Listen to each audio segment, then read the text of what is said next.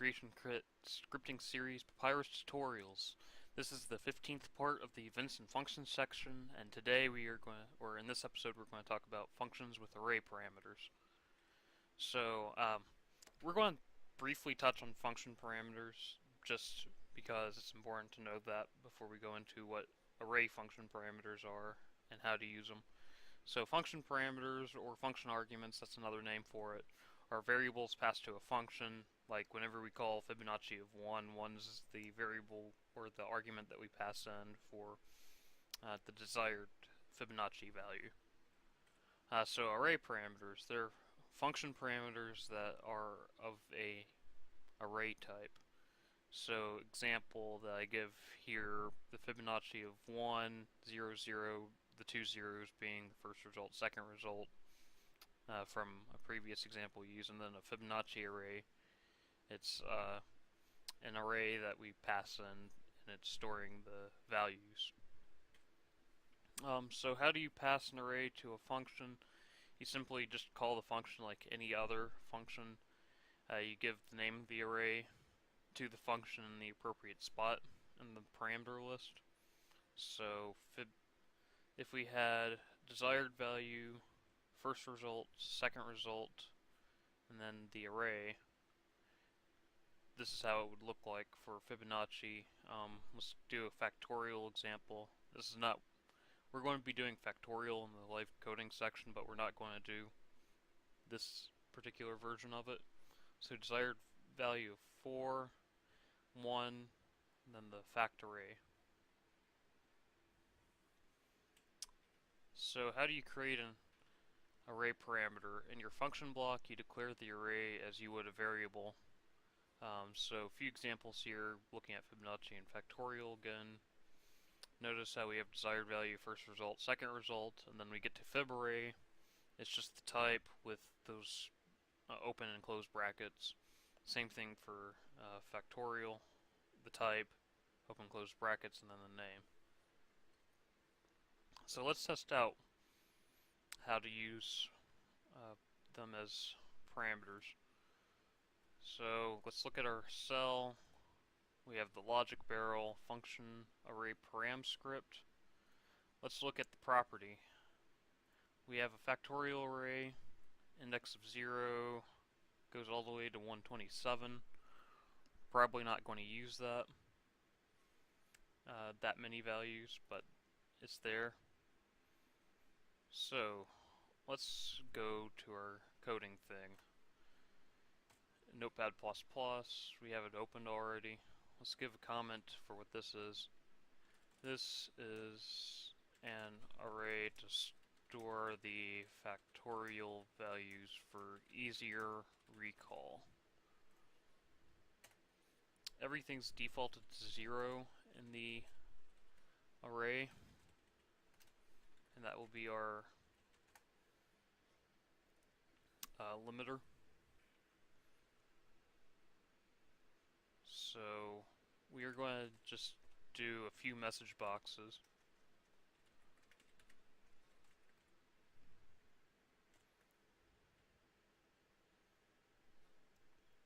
And this is going to be the factorial of 4 have to compute is, and then we're going to do factorial array storage of 4 comma, and then our factorial array is going to be passed into it. And then debug.messageBox, the factorial of 10 have to compute is, and we're going to call the same function with 10 for the desired value, factorial array there, that, and then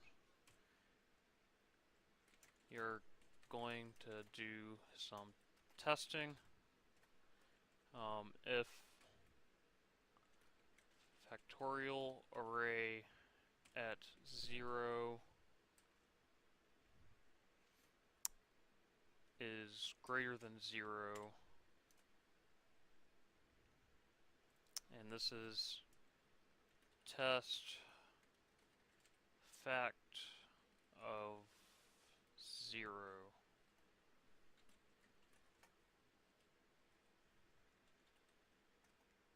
And we want to do a message box saying the array entry for tutorial of 0 is not 0 and is actually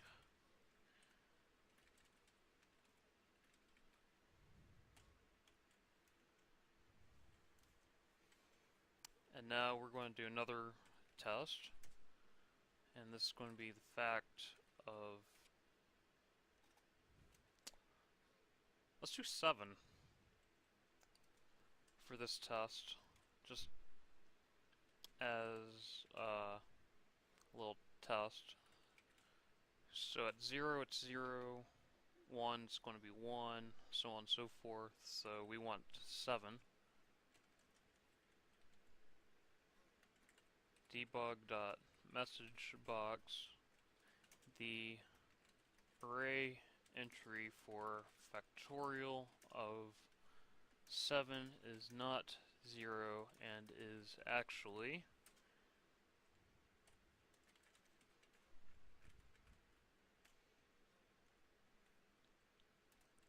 the reason why this should work is because the factorial function, we're going to have it store at each level of the recursive call. We're either going to have it store that factorial, or we're going to have it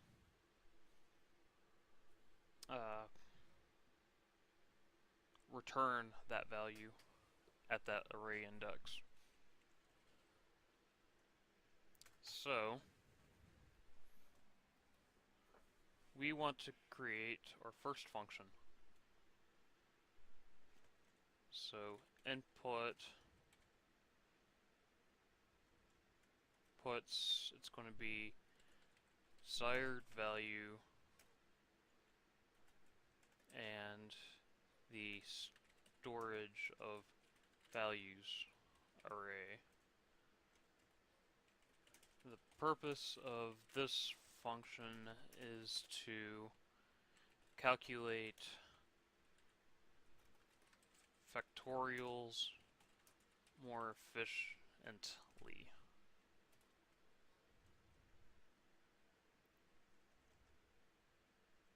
Okay, so we're going to have int function factorial array storage, and then we're going to have int desired value, and then we're going to have an int array of the factorial array store. And we're going to have the end function call. So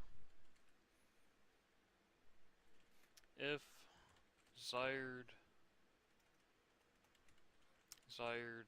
value is equal to 0, or let's do less than 1.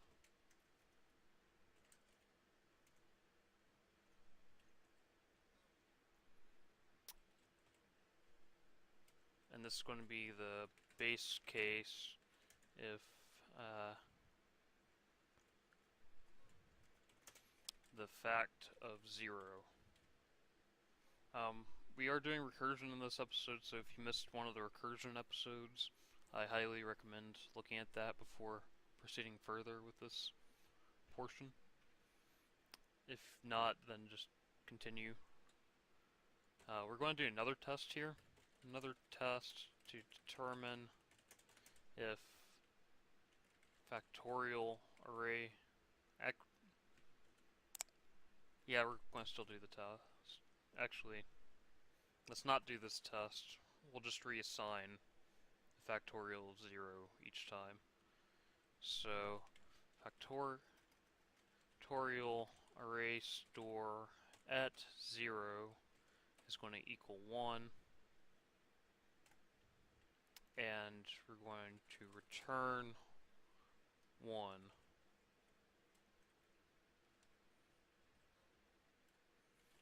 Else if, and this is going to be what to do if the value is in the array already. Desired value is greater than or equal to 1.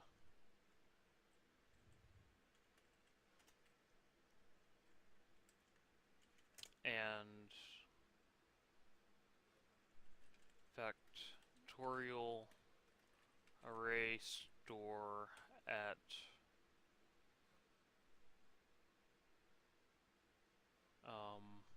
we can use desired value here because we have a factorial 0 in the mix.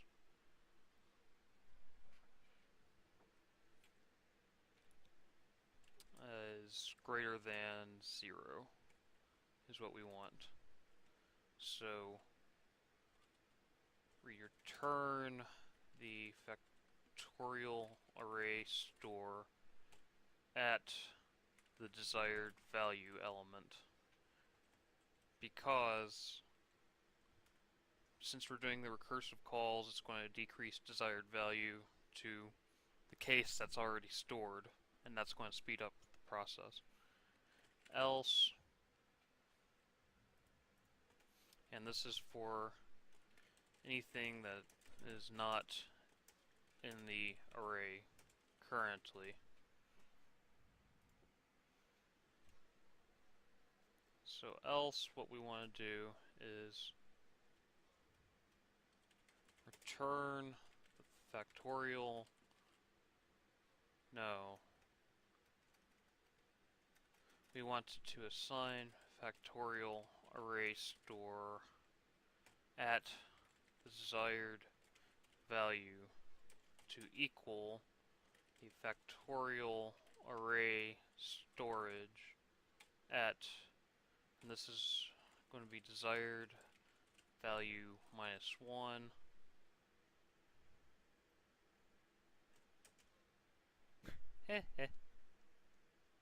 Okay. So we don't actually do any calculation with this, it turns out.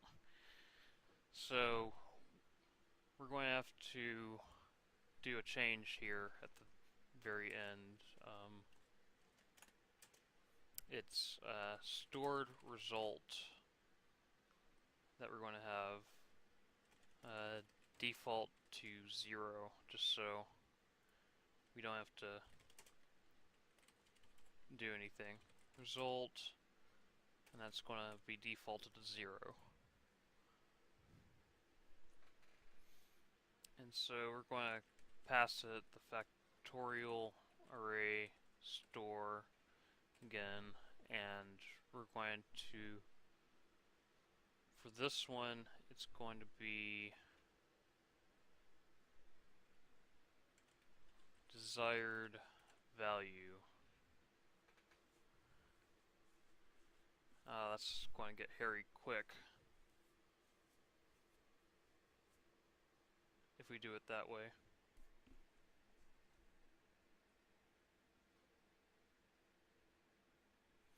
No, it's not. We're going to do a check here. If stored result, no, we don't need to do this check, because let's default this to 1 instead. And we're going to go here, do this, times the stored result.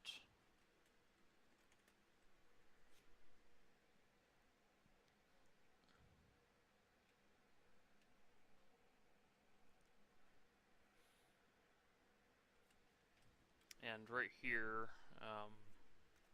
what we want to do instead, we want to go here, stored result, times and then 1. And that should work for what we are doing here. Let's test this in game. Oh, well, first let's make sure it compiles.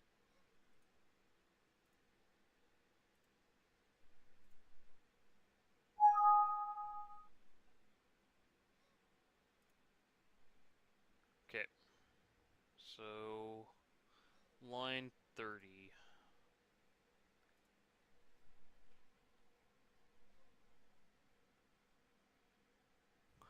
It would help if I spelled that correctly. Okay, let's go back to here. Edit the source.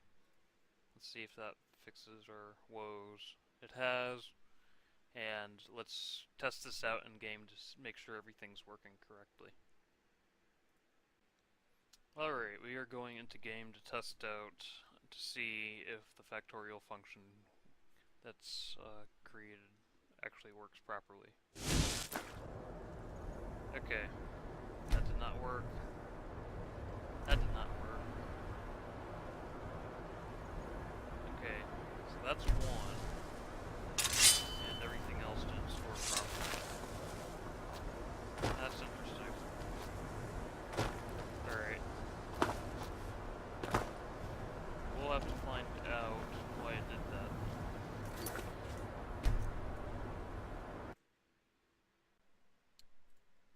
Alright, we are back in Notepad++. Let's look and see what the issues are with what we're doing currently. So, if we look here, this doesn't look right offhand. We're just returning the desired value in this case, with no regard of what the stored result is. And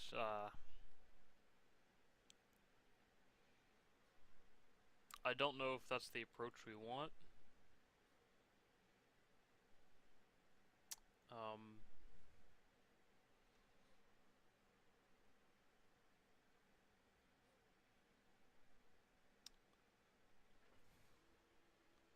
I don't think that is. I think we want to do a stored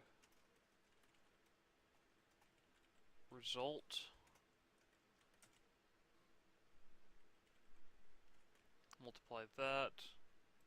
Down here we have really silly error, and that is we're not returning the desired value. So let's save this, go to here, edit the source, save it. Okay, compiled. Let's go in game and see what happens with this. We should see some different results than we were seeing a moment ago with those changes that we made to the script. Okay, factorial of 4 is 24, and that's the factorial of 10. That is not correct, however. The array entry for the factorial of 7 is not 0. That is correct. However, it is displaying the factorial of 10. That's a big problem. And factorial of 0 is correct because of how we are currently writing factorial of 0. So, let's go and see what's going on. We might have to change how we implemented factorial in order to fix this problem. Okay, we're back in Notepad++. Currently we're doing a top-down strategy for how factorial is being executed. That currently is not working.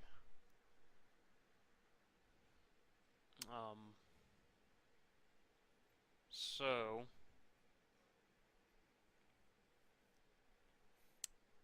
what we want to do, I believe,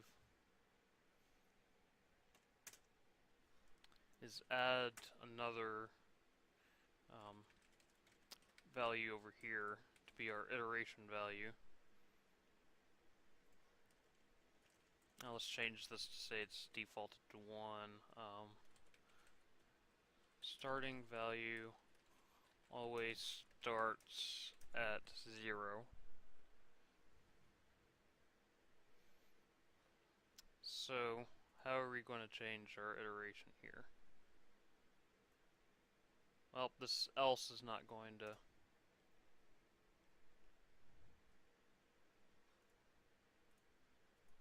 and this right here is not going to be correct anymore, logic-wise, so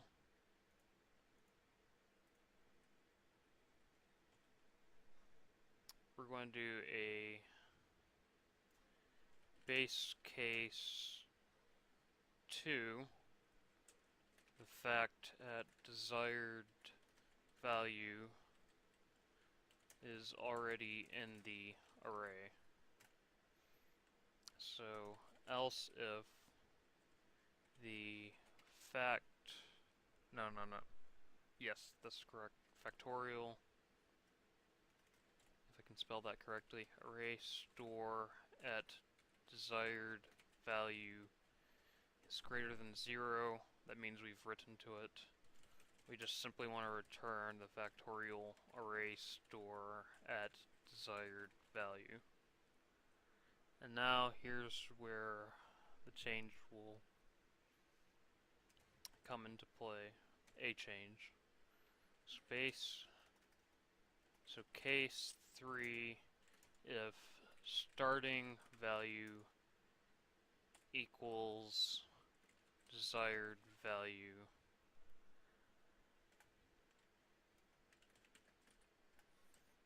the factorial, no, we don't want that. If the desired value is equal to starting value,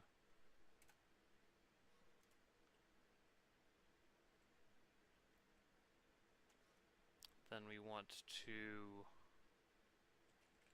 factorial array store at the desired value is going to equal our desired value times our current stored result, and then we want to return the factorial array store at the desired value. Then else, what we want to do here is have the factorial array store at the starting value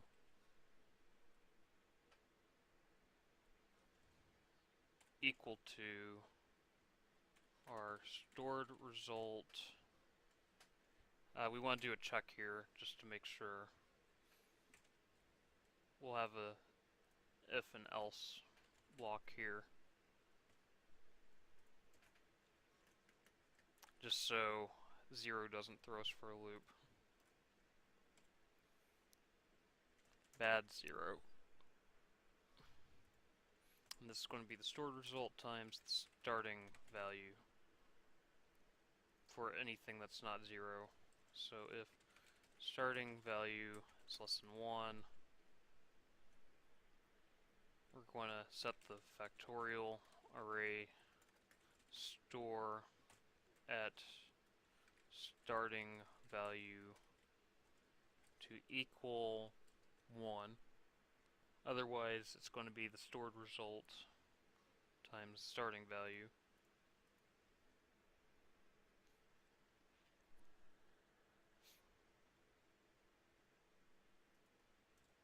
So what we want to do here is return the factorial array storage of desired value is going to stay the same. The factorial array store will stay the same. This is what we're going to change. The stored result. We want to put the return blocks into here. Actually, we don't want to do that. Ignore what I'm saying with that. We want to go back to here, and we want to have the factorial array store at the starting value, and we want to increase our starting value for the next call. And that's what we're going to do on if starting value is 0, just so that's clear all other starting value cases. Simply return the next call with factorial array store the correct stored result. Okay, so that should change this for the better. It's not going to be as efficient runtime wise necessarily, but we'll see in a moment if this works. Let's check if it compiles. Okay, it compiles. I will see everybody soon in game. Alright, we are going back into game again to test out what hopefully will be the final version of the factorial using a storage array. Okay, so it still calculates the factorial 4 correctly. 10. Here's the biggest change. Factorial 7 is not 0, and it gives us the correct value for the factorial 7. So it is in the array, we can just look it up, and boom, it gives us the factorial 7. And then factorial 0 is 1, so it gives us that correctly. And that is it for this episode. Hopefully that wasn't too confusing since we had to go through some trial and error to get to a functionally correct factorial function using the array storage. We'll see everybody for the conclusion. And we are back. If you have any questions about the content in this episode, feel free to message me either on YouTube or on the Nexus. If you have questions about future content, past content, or scripting questions in general, feel free to message me. If you message me on the Nexus, I will get to it faster, typically, because I get email notifications there. This information will also be in the comments section of the video, as well as any supplementary information that might help out. And I will see everybody on the next episode.